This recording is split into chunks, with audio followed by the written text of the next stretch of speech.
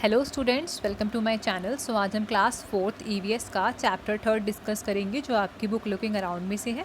Chapter का name है a day with Nandu. So फटाफट से इसके क्वेश्चन आंसर्स का सेशन स्टार्ट करते हैं। तो इसका फर्स्ट क्वेश्चन है, Nandu is the only 3 month old but he weighs 200 kilogram. What is your weight? कि भाई जो नंदू है उसका जो वो 3 month का है और उसका जो वेट है वो कितना है, 200 ग्राम है। और आपका वेट कितना है उसके कंपैरिजन में, तो आपको अपना वेट लिखना है इस क्वेश्चन के आंसर में। आप 2 kg लिख सकते, सॉरी 20 kg लिख सकते हैं, ठीक है, क्योंकि आपकी एज के जो बच्चे होते हैं उनका ऑन एन एवरेज जो वेट होता है वो 20 kg ही आता है। उसके बाद नेक्स्ट क्वेश्चन में, सेकंड क्वेश्चन में आपसे पूछा है, can you find out the weight of how many children like you will add up to Nandu's weight? कि भाई आप पता लगा सकते हैं कि कितने बच्चों का वेट मिलके नंदू का वेट बनता है, मतलब कि आपकी क्लास के कितने बच्चों को वेट मिलाकर नंदू का वेट आ सकता है। तो उसके लिए आप क्या करेंगे, पहले आप अपना वेट लेंगे, ठीक है, आपका वेट जैसे कि 20 kg मान लीजिए, एंड फिर आप नंदू का वेट लेंगे जो 200 kg है। उसके बाद आप अपने वेट को नंदू के वेट से क्या कर देंगे, डिवाइड कर देंगे, तो आंसर क्या आ जाएगा, 10। इसका मतलब ये है कि जो 10 चिल्ड्रन है ना आपकी, जैसे 10 चिल्ड्रन नंदू के वेट के जितने बराबर है। नंदू क्या है? नंदू एक्चुअली में कोई इंसान नहीं है। नंदू क्या है, एलिफेंट है। आपने चैप्टर में पढ़ा होगा नंदू के बारे में। तो नंदू क्या था, एक एलिफेंट का चाइल्ड था। उसके बाद क्वेश्चन थर्ड है, if you were Nandu and you lived in the heard, what kind of things would you do? कि अगर आप नंदू होते, ठीक है, नंदू की जगह होते, उसकी तरह हर्ड में रहते, झुंड में रहते, तो आप क्या क्या करना पसंद करते? तो क्वेश्चन थर्ड का आंसर है, I would be playing all day and make friends to other herd fellows. कि भाई मैं पूरे दिन खेलता और नए नए दोस्त बनाता, ठीक है, जो हर्ड है उसके दूसरे जो हाथी है उन्हें अपना दोस्त बनाता। इस तरह की मैं एक्टिविटी करता या करती। उसके बाद फोर्थ क्वेश्चन है, in the elephant herd the oldest female elephant decides everything, who takes decision in your family? कि भाई जब एलिफेंट का जो हर्ड होता है उसमें जो ओल्डेस्ट फीमेल एलिफेंट होती है वो अपने सारे डिसीज़न लेती है। लाइक हर्ड के लिए जो भी डिसीजंस होते हैं ओल्डेस्ट फीमेल एलिफेंट लेती है। आपके घर में कौन मुखिया है, कौन डिसीज़न लेता है? तो आंसर में आप लिख सकते हैं, my mother and father take important decision in my family. कि जो मेरे मम्मी और पापा हैं वही हमारी फैमिली के सारे इम्पॉर्टेंट डिसीजंस लेते हैं। उसके बाद फिफ्थ क्वेश्चन है, Nandu did things that he like to do, if you could spend a whole day with your friends, what all would you do? कि भाई नंदू जो था वो सब चीज़ें करता था जो उसे पसंद थी। अगर आपको भी अपने दोस्तों के साथ पूरा एक दिन दिया जाए बिताने के लिए तो आप क्या चीज़ें करेंगे? इसके आंसर में आप लिख सकते हैं, I would play several games and eat my favourite food with my friends.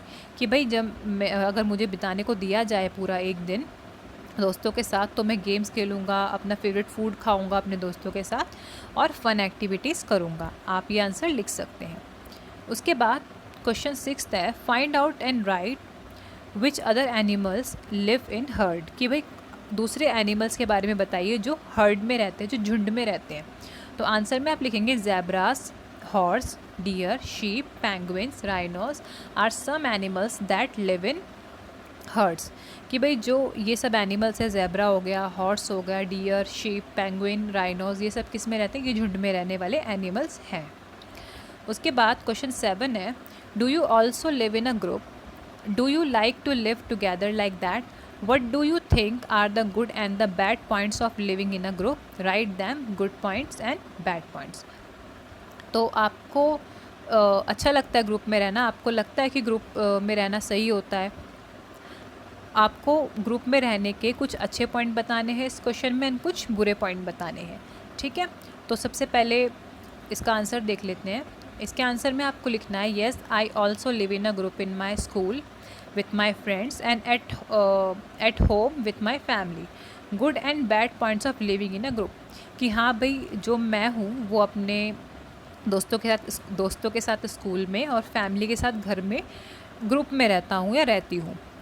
Group में रहने के अच्छे पॉइंट और बुरे पॉइंट कुछ इस प्रकार है। जैसे ग्रुप में रहने के अच्छे पॉइंट डिस्कस करते हैं हम पहले। गुड पॉइंट्स क्या है, we can help each other in different task, कि हम एक दूसरे की मदद कर सकते हैं अलग अलग घर के कामों में या स्कूल में जो भी काम होते हैं उनमें। We can talk and share our feelings, कि हम एक दूसरे से अपनी फीलिंग्स के बारे में बातें कर सकते हैं।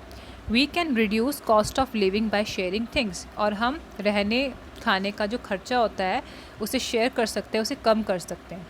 We can feel more safe and secure in a group, और जो ग्रुप में रह के हम अपने आप को सेफ़ महसूस करते हैं, ठीक है, सिक्योर महसूस करते हैं, क्योंकि पूरा का पूरा ग्रुप हमारे साथ खड़ा होता है। अब बैड पॉइंट्स क्या है ग्रुप में रहने के? देयर इज़ लेस और नो प्राइवेसी, कि भाई जब ग्रुप में हम रहते हैं तो हमारे पास कोई प्राइवेट लाइफ नहीं होती, कोई प्राइवेसी नहीं होती।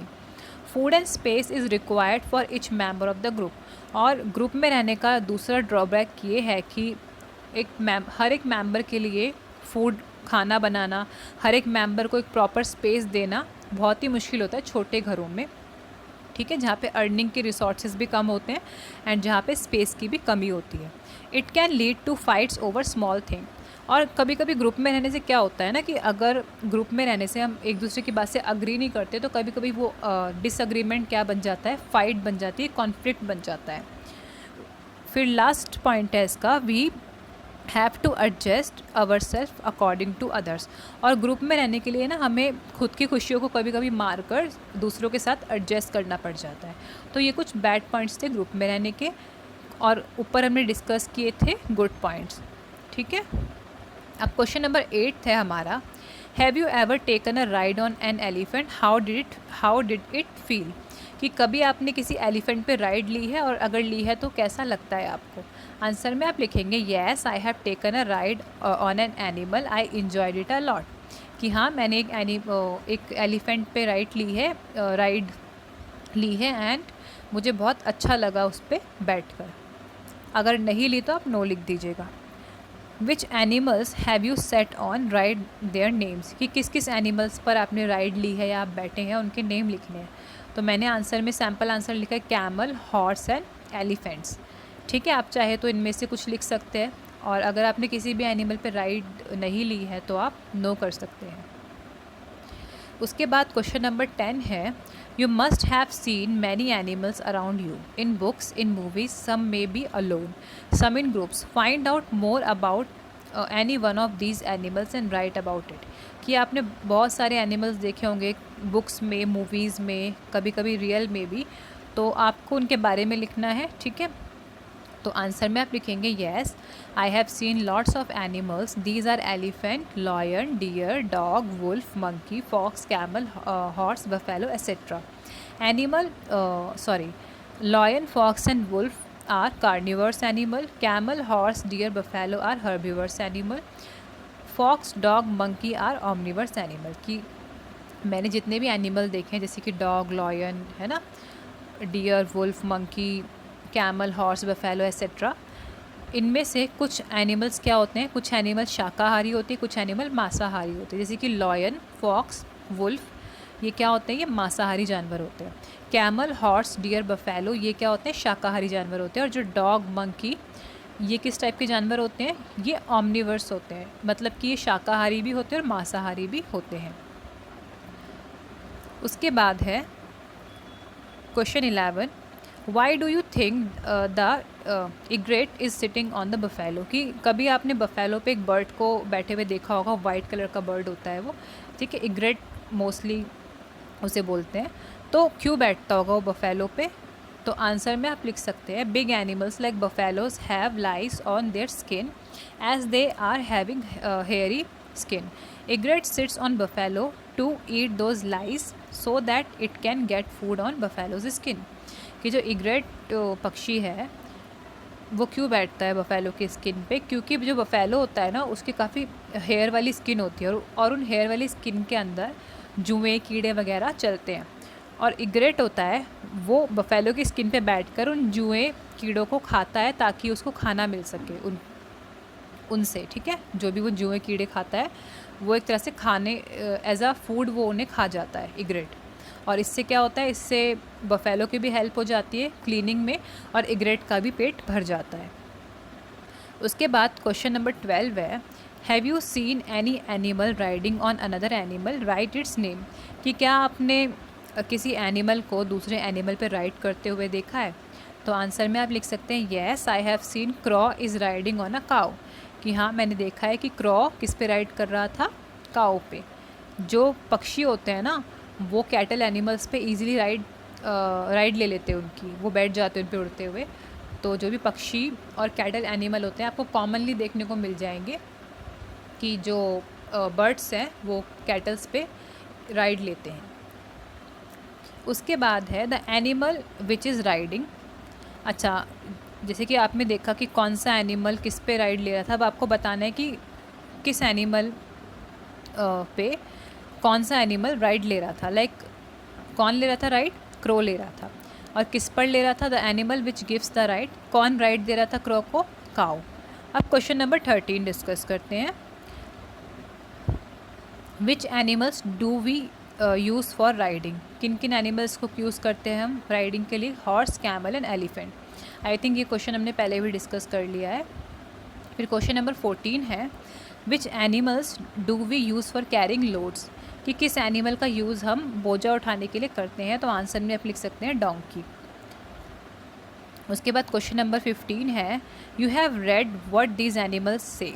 What do you think that some of them are sad.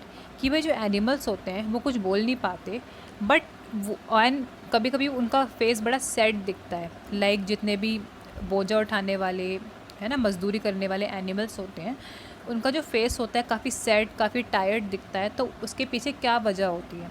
तो आंसर में आप लिखेंगे they are sad because they are ill treated by their owners, they have to work overly and out of capacity.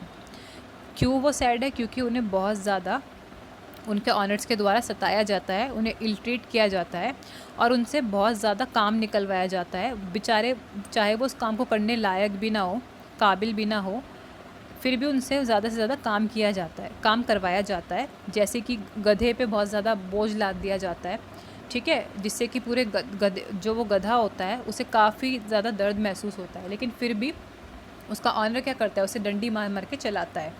ऐसे ही horse होते हैं, horse cart उससे पुल करवाई जाती है ना। बैल होते हैं, बुलॉक कार्ट उससे पुल करवाई जाती है। तो इस तरह से एनिमल्स का शोषण किया जाता है उनके ऑनर्स के द्वारा और उनसे एक्स्ट्रा काम करवाया जाता है। तो इस क्वेश्चन का मतलब इस क्वेश्चन का आंसर का मतलब ये था। अब क्वेश्चन नंबर 16 डिस्कस करते हैं।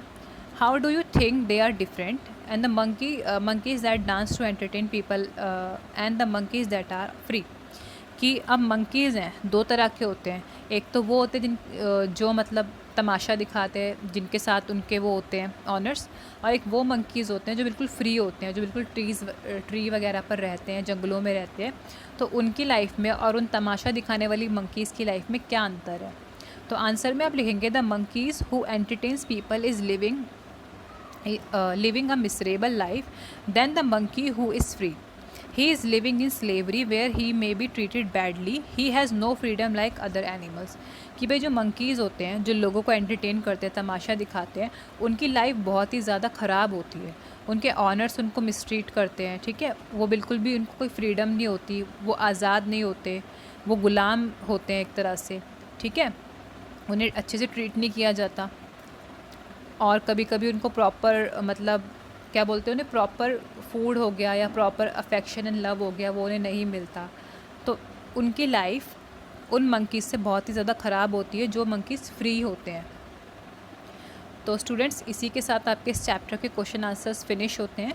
आई होप आपको समझ में आए होंगे एंड अगर आपको वीडियो इन्फॉर्मेटिव लगे तो इसे अपने फ्रेंड्स के साथ ज़रूर शेयर कीजिए। मेरे चैनल को सब्सक्राइब कीजिए ताकि जब भी मैं कोई न्यू वीडियो अपलोड करूँ आपको उसका सबसे पहले पता चल जाए। मैं आपसे मिलती हूँ नेक्स्ट वीडियो में।